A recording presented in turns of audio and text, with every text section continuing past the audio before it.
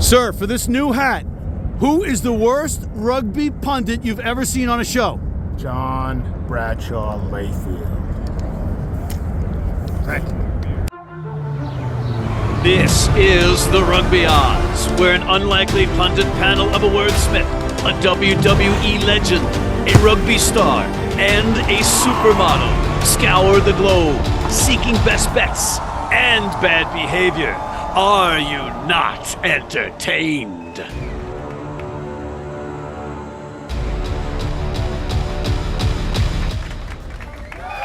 Thank you, but yours truly does not deserve any accolades this week. I had a bad weekend at the office in terms of picking matches, but if you look in the sponsor opportunity green room, we're three people, not just one. We're a team, and John Bradshaw Layfield, the WWE Hall of Famer, and King Gift Egbelu, his compadre, the inventor of words, they help bail me out and actually help you as well. So look at the Your Company Name Here slate, hint, hint. We have a very busy day, including welcoming back George Hook from his mini sabbatical.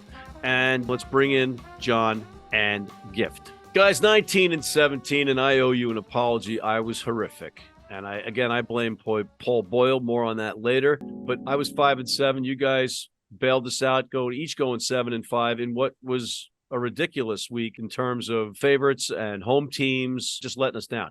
We won our portion of the record, and we don't call it ridiculous. No, you did. You know, that's why we're a team. You know, there's no I in team, John. We're really not a team. King Gift Egbelu and I are partners, and you really not part of that. Bam. All right. And since I had such a poor week, I'm just going to accept the wooden spoon. Thank you. And I'm in the walk of shame.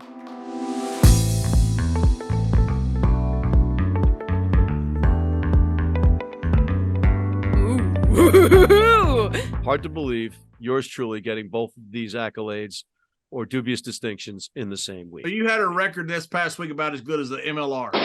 Ow! Oh! You know, it's too soon to be joking about people's livelihoods being lost, okay? Little Mr. I've had my career. I don't care about anyone else's. Okay? Gift. Let's segue. Let's change gears. How about talking a little sevens with us, just briefly? Briefly, because I can't say this enough. Look, shout out Australia, Argentina. I think Argentina is becoming greatly a dark horse in this process and could actually be a dark horse to win the Olympics over Fiji. They're ridiculous. And then Australia, Charlotte Caslick, fine as I don't know what, but is a beast on the field, and that entire field is ridiculous. They've just gone back-to-back demolishing the U.S. to get there. And USA women, you improved, so I'm not even mad. They went from 8 to 4. Yeah. But USA men, outside of Malachi Easdale, I don't understand what's going on with them. You're ending at 11. You didn't even get out of the quarterfinals. You had freaking Ireland and France as your two biggest competitions. You could have come out. You beat Great Britain. You almost lost to them. I don't know what's going on over with the USA men, but I'm seeing another losing campaign for the Olympics and another loss under the ability of getting at least copper. I don't even know if we can get copper right now. The one team that's arguably as confounding as the United States is Great Britain. They've got three countries. They've got an all-star team. They got an all-star, but that's their problem. They got an all-star team. They mollywopped us in the Olympics last year. So right now I'm kind of enjoying the fact that we can just beat up on them while they still have to figure out their stuff. But if we can't get that stuff together, this isn't going to get pretty anytime soon. It's bleak at best, but let's shed some sunlight. Let's bring in George Hook now. George, good to see you. Whoa, yeah! George Hook is back. Welcome back. Yeah. Welcome back. Right. Welcome back. That's what we're talking about. Oh, this made our year. It was purgatory here for me last week without you. I'm sorry to hear that, but my great hero Winston Churchill every now and again used to fall victim to black depression. And I have to tell you, last Monday in London, I was in black depression. When you change euros to sterling, it makes a big difference. It's actually cheaper to buy dollars. The mighty dollar is America. Softy. It's a softy. That segues nicely back to rugby. George, what caught your eye this weekend? Well, obviously, remember I'm from Cork, so Munster is my team, and you can never, no matter how long I've been left Cork, you can't take Munster away from me. So a huge disappointment at the Munster draw. On the other hand, Leinster, who've been beaten by La Rochelle now for the last 2 years in finals, it got a win away from home, which I think was a tremendous achievement. I think it's a slight misnomer to call this the European Champions Cup when you got South Africans in it. But the Bulls, I thought, laid down a marker in their win over Saracens. I'll just tell John Layfield that the Zebras lost again, which I think is going to be their station in life for the rest of the year. And Benetton, who are effectively fifth in the championship, were beaten but played quite well. So that's a kind of rough overview of the weekend, really, apart from some of the more disappointing things that happened. George, Paul Boyle through the whole weekend askew by talking about how Bordeaux was going to struggle with the sports ground in Galway, and talking about the little locker room and the wind and the cold and the rain. And he gave Bordeaux's coaching staff something to pin up on the bulletin board in the locker room, and they came out and smoked Connacht. And that threw the whole weekend off. That's what I was thinking.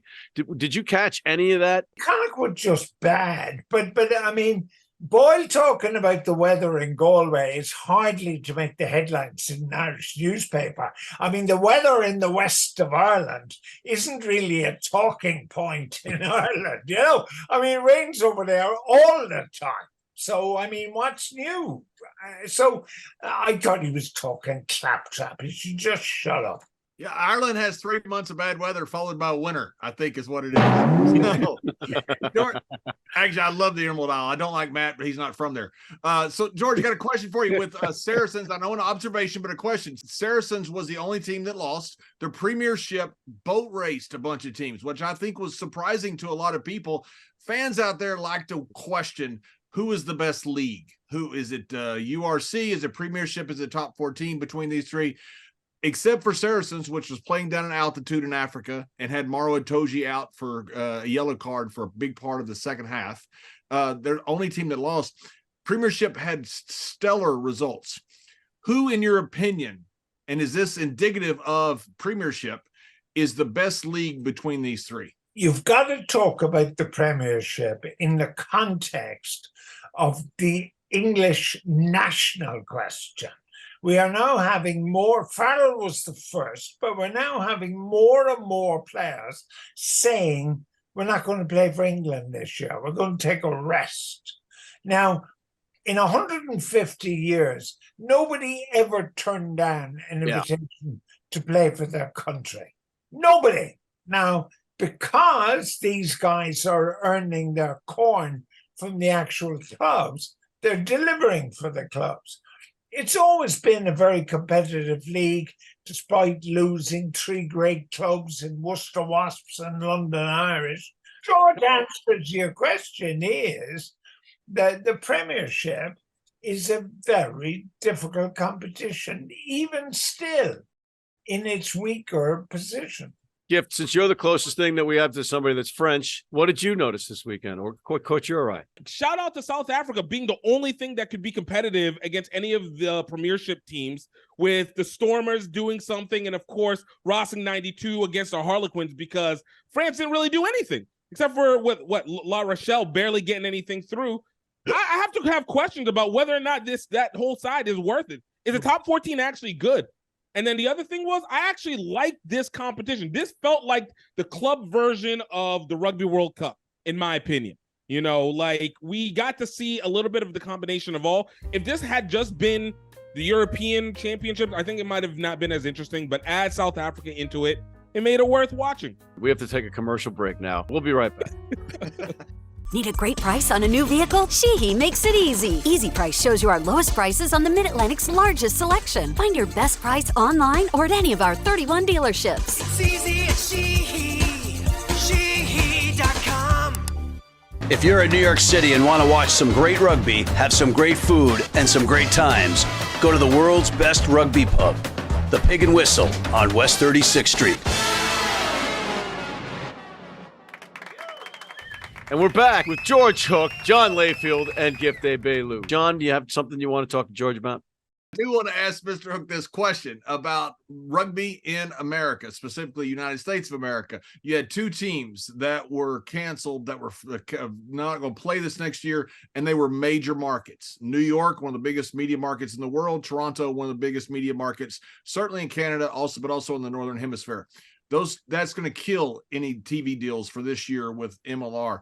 But does it do anything to the potential of the World Cup being in America when you add to that fact the U.S. men's national team has a really hard time winning an inter-squad scrimmage right now, much less being competitive on the national level?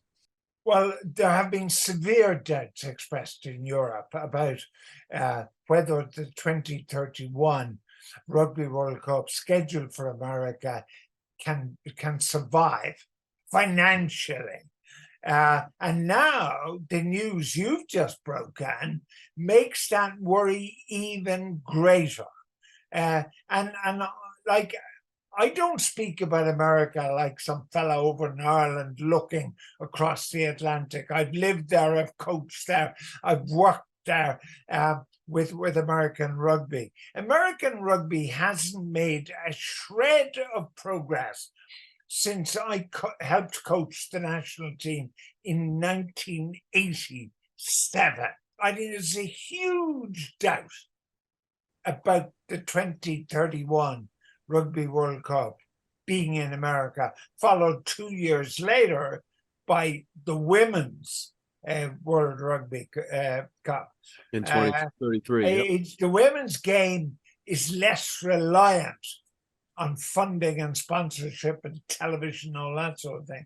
But the men's game is absolutely dependent. I mean, if you were to ask me now, would I put 10 bob? Now, 10 bob hasn't been around in Irish currency for about 50 years, but it's roughly the equivalent of $50.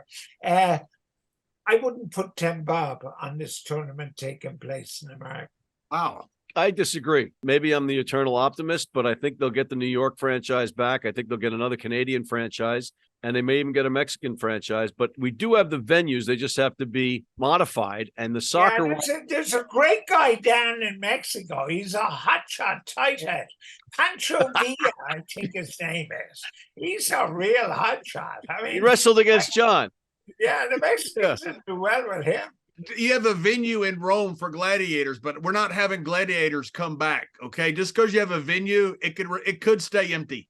Listen, you've just demonstrated that you're a communist and not a true American. And let's go to the true American, Mr. Gift Egbelu. Gift, you got something for George?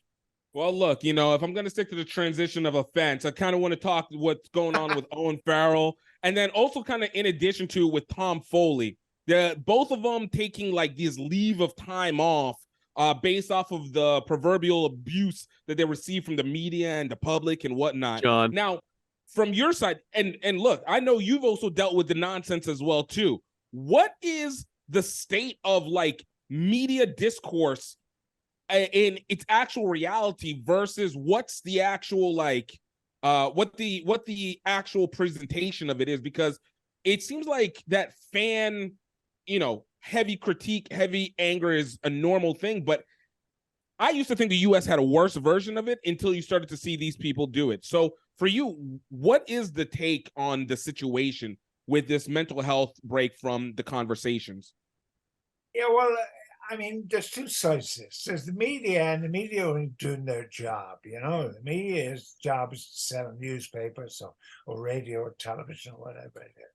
But what really disappointed me is that the captain of England, and he is, and whatever you think about him as a person, one of the great fly halves in modern day rugby, Owen Farrell is booed at the weekend. And And then you go to Munster, you find a French player is manhandled by a member of the crowd. Now, I have to tell you that in all my years in playing, coaching, managing, doing everything about rugby, I never thought that would happen. It was a great phrase by a Victorian who said that soccer was a game for gentlemen played by thugs, and rugby was a game for thugs played by gentlemen. And I actually believe that implicitly. As this game of ours was above that sort of thing, and I'm deeply hurt and disappointed about it. And the game is going. I can't find one direction where the game of rugby is going in a better direction. When that's playing, laws, refereeing, crowd, anyone, it's going the wrong direction. And like in 2031, I'll be 90, and I'm not expecting to be there. You'll be there. I'm not even sure if the game as we know it will be there in 2031. On a serious note, George, I wanted to bring up the loss of a rugby legend, a man that you knew, Sid Miller, and what you could tell us about him. Well, if you look at the entire history of rugby union and you take out the number of years where, because of the apartheid regime in South Africa did not play international rugby. South Africa have been invariably the best team in the world. That may not go down very well in Wellington and Auckland, but it's a fact. And the World Cup has proven that. So this great rugby nation, the Lions go down there, and the Lions, for the uninitiated, are a team consisting of Welsh, Scotland, Ireland, and English players. And they invariably went on tour and they played 30 matches. In 74, Miller brought the Lions down there as coach, and they won every single game bar the last one, where thanks to a hometown referee, he managed to get a draw for South Africa. But they won every match plus a draw. Now, that remains an extraordinary achievement. Never done before by a European team, that is, never done since. But there are also some great things like it. Normally what the South Africans did to the lily-livered Europeans was to kick the living you-know-what out of them. And so Miller said, we're not taking this crap anymore, right? If they hit one of us, they hit all of us, right? So they had this 99 call.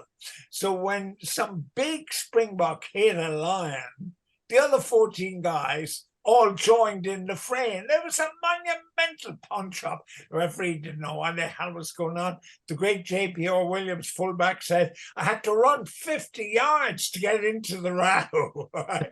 But what they did was they proved, and more importantly, they proved to South Africa that they were no longer the kingpins. And nobody else has done that.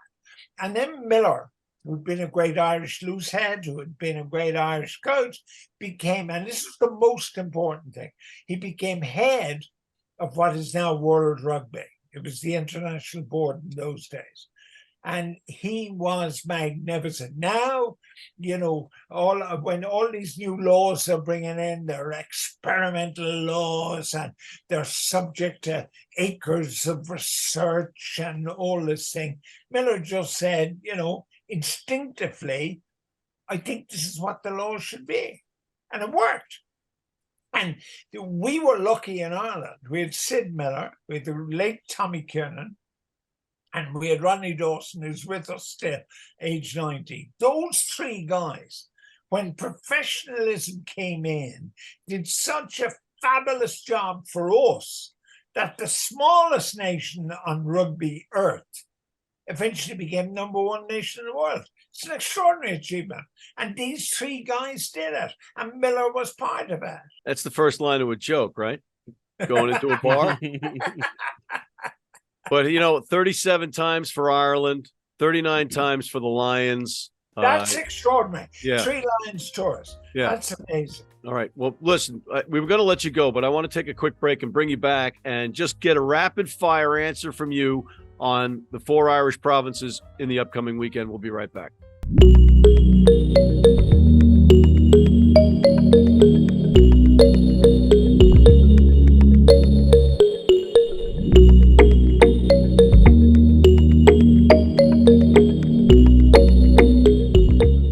You need your cleats? You need them tomorrow? If you order today by 3 p.m. New York time or noon LA time, they can have them to you tomorrow. Young, old, male, female, if you're playing on turf, if you're playing on grass, if you're playing in the rain, you're playing in the heat, they've got you covered. RugbyNow.com. Go there now. And we're back. George, you got us on the edge of our seats because we're looking at these games and we're trying to pick them because I was horrific last week and these guys actually bailed me out a little bit. So I'm fishing for some expertise. Let's look at Connacht going into Saracens. What do you think of that one? Connacht to lose. I can give you rapid fire here. Connacht to lose, Ulster to win, Munster to lose, Leinster to win. Not sure about the spreads, but they're the results. Thank you, George, once again. All right, George Hunt. Bringing some class and some knowledge to this program that is sorely, sorely lacking. Speaking of analysis, Gift, why don't you talk to us about what you observed with the top 14 last weekend? When we talk about France, we talk about the choke job because France was favorites to take this one for all their games. And just like they did in the Rugby World Cup, when it mattered most, they dropped the ball. Went 1-3 with Bayonne going against Munster. And even though that's a draw, apparently we're going to consider that as a loss to them, which I'm okay with because I like making fun of France. It's the Louisiana in me that does it right. We got Lyon losing to Bristol. We had Stade Francais losing to South Sharks. We had La Rochelle losing to West Coast Leicester. West Coast Leinster, I'm sorry, out of Ireland. Give the proper respect where it is. Sorry, George. And it's just consistent all the way around. And then, of course, Toulon, that was supposed to be a favorite overall, just getting mollywopped by Exeter because the Premiership, though, gets paid nothing and top 14 gets all the money. The results do not equate the same. But hey, whenever we drink wine and eat biscuits and just can take the debts, we do what we got to do. No worries. What can you tell us about the Premiership, John? Because I'm going to tell us about the URC. I like the idea of the two hemispheres. I like the idea of the different countries. But Premiership is the Premier League right now. I don't see any other way around it. I mean, they destroyed competition this past week. Look, we have one set of data. You have to go by what you have. You don't have, I don't know, maybe next year we're going to be really good. No, right now, Premiership is the one that is standing number one. They have one lost game, and that was down in South Africa at altitude with arguably their number one or at least one of the top 3 players, Marwa Toji, out for a good part of the second half. 10 minutes. So that was a heck of a showing. Sell was amazing. Leicester was amazing. I mean, these guys took it to these teams. They mollywopped them. Big disappointment in the URC. And John, I know you love the URC like you love Mario Itoje, Jamie George, and Owen Farrell. And if you could, you would have your nose up every single player's ass in the URC as you do with those 3 players. That is so not nice. It's not nice, but it's true. It's true. Wait a minute. The mental health of Owen Farrell, you're one of the trolls that George was talking about. Exactly. You. Separated from the game. Separated. Yep. I respect the guy as a player, and I would like him on my team. But and you put out all kinds of stuff about him on I don't social put out media. anything about. What are you talking about? I'm home tweeting about Owen Farrell. Yeah, that's exactly what I'm doing. No, I think he gets away with bloody murder when penalties are concerned. As for the URC, awful. Double down, why don't you, troll? That's not abusing the guy. That's pointing out that I'm blaming the referees more than I'm admit you're a troll. I admit you are a troll. I'm a troll. Okay. All right. The URC 2-6 overall versus the spread. Absolutely awful. You heard George talking about the Irish teams. Munster inexcusable in their draw. Just inexcusable. And now, what's going to happen next week. But the French, as Gift just pointed out, just as bad. 3 of the 4 teams that were favored URC teams did not come. 2 of them lost outright. Munster had the draw against Bayonne, not New Jersey, but the team from France. And against the spread, 1-3. Just awful. That trend should reverse a little bit when we're looking at the matches that are coming up, and we're each going to make a pick after this break. We'll be right back.